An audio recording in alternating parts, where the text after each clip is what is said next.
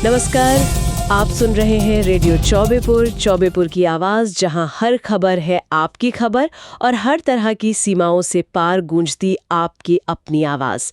उम्मीद है सभी श्रोता स्वस्थ, सानंद और कुशल मंगल होंगे। तो आइए नजर डालते हैं आज की कुछ प्रमुख सुर्खियों पर जो सीधे हमारे क्षेत्र से जुड़ी हैं। और हाँ, बुलेटिन के अंत तक जरूर जुड़े रहिएगा। साइबर ठगी के मामले में एक बहुत जरूरी जानकारी है सीनियर एडवोकेट अनुपम तिवारी जी द्वारा। तो पहली खबर लेते हैं, ये सड़क निर्माण से जुड़ी है। चौबेपुर बाबतपुर मार्ग पर आपको पता होगा मरम्मत का काम चल रहा है, लेकिन काम की जो क्वालिटी है उस पर सवाल उठ रहे हैं। हाल ही में अजगरा विधायक श्री त्रिभुवन राम जी, उन्होंने वहां का औचक निरीक्षण किया और निरीक्षण में विधायक जी ने पाया कि बाबतपुर एयरपोर्ट से पलही पट्टी तक की जो सड़क थी वो तो ठीक ठाक थी, फिर भी उस पर काम किया गया। तो एक तरह से सरकारी धन का दुरुपयोग का मामला लग रहा है। काम में कई कमियां भी दिखी, जैसे कि सतह की सफाई ठीक से नहीं हुई थी। इसका मतलब तो यही हुआ कि जो नई परत डाल रहे हैं वो पुरानी सड़क से चिपकेगी नहीं ठीक से। हाँ, और फिर सड़क जल्दी टूट जाएगी। ये बॉन्डिंग बहुत जरूरी होती है। बिल्कुल।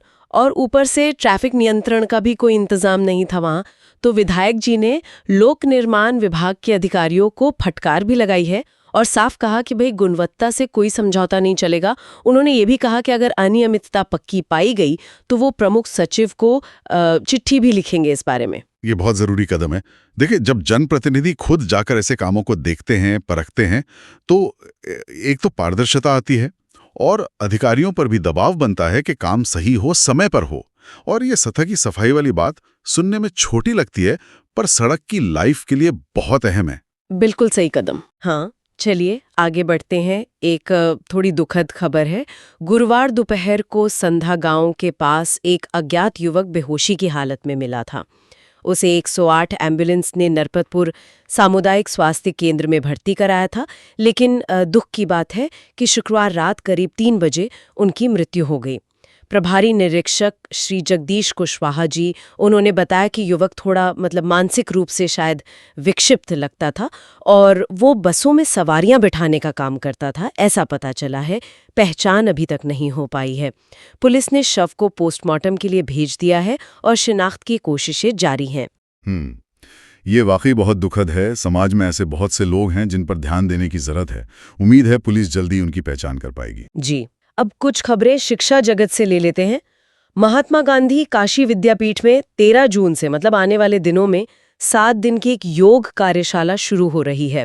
इसका शीर्षक है सामूहिक सूर्य नमस्कार, ऊर्जा एवं एकाग्रता का अनुभव। कुल सचिव डॉक्टर सुनीता पांडे जी के अनुसार ये वर्कशॉप दर्शन एवं योग विज्ञान विभाग में होगी। 20 जून तक चलेगी, रोज सुबह 10 से दोपहर 12 बजे तक। और विद्यापीठ से ही एक और खबर, जिन कैंडिडेट्स के पास CUET PG 2025 का स्कोर कार्ड है और वो MBA में एडमिशन लेना चाहते हैं, उनके लिए रजिस्ट्रेशन की आखिरी तारीख 30 जून है। संस्थान के निदेशक प्रो सुधीर कुमार शुक्ल जी ने बताया है कि यूनिवर्सिटी की वेबसाइट पर फॉर्म भरना होगा और जो भी जरूरी डॉक्यूमेंट्स हैं वो अपलोड करने होंगे। ये जरूरी है रजिस्ट्रेशन के लिए। अच्छा, और कोई फीस वगैरह? हाँ, काउंसलिंग शुल्क है 1500 रुपए और ये नॉन रिफंडेबल है, वापस नहीं होगा। ठीक है। MBA की कुल 132 सीटें हैं वहां। फिर विद्यापीठ के ही विधि विभाग लॉ डिपार्टमेंट में LLB छठे सेमेस्टर के स्टूडेंट्स की ADR और मूट कोर्ट की मौखिक परीक्षा है। ये 12 जून को सुबह 11 बजे से होगी।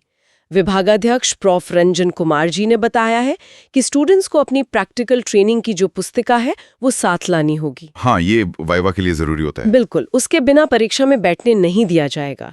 और एक और अपडेट विद्यापीठ से ही, BFA यानी बैचलर ऑफ फाइन आर्ट्स के फर्स्ट, सेकंड, थर्ड और फोर्थ ईयर की थ्योरी परीक्षाएं हैं। ये 17 से 20 जून तक होंगी, सुबह 11 बजे से दोपहर 2 बजे तक। ललित कला विभागाध्यक्ष डॉक्टर सुनील कुमार विश्वकर्मा जी ने ये जानकारी दी है और कहा है कि जो मेन कैंपस के छात्र हैं उनकी परीक्षा मानविकी संकाय में होगी। तो काफी सारी महत्वपूर्ण सूचनाएं हैं स्टूडेंट्स के लिए, योग कार्यशाला से लेकर एडमिशन और परीक्षाओं तक। समय पर ये जानकारी मिलना बहुत जरूरी है ताकि वो अपनी प्लानिंग कर सके। बिल्कुल। हाँ, सही कहा। अब बात करते हैं इग्नू की, यानी इंदिरा गांधी राष्ट्रीय मुक्त विश्वविद्यालय। इग्नू की जो वार्षिक परीक्षाएं हैं वो 12 जून से शुरू हो रही हैं और 19 जुलाई तक चलेंगी। काफी लंबा शेड्यूल है। करीब 58,650 परीक्षार्थी हैं इस बार।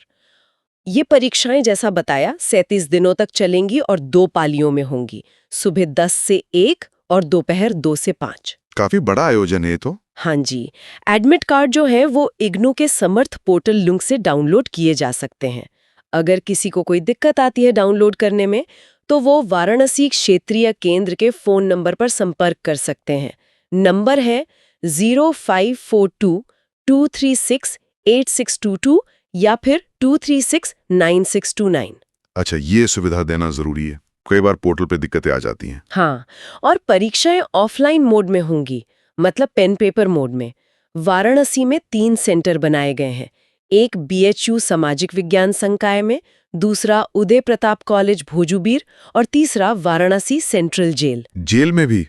ये तो बहुत अच्छी बात है। जी हाँ, प्रयागराज और वाराणसी जेल में जो कैदी हैं वो भी परीक्षा देंगे और मुगल सराय और सुल्तानपुर में भी नए केंद्र बनाए गए हैं इस बार। इग्नू का ये प्रयास वाकई सराहनीय है।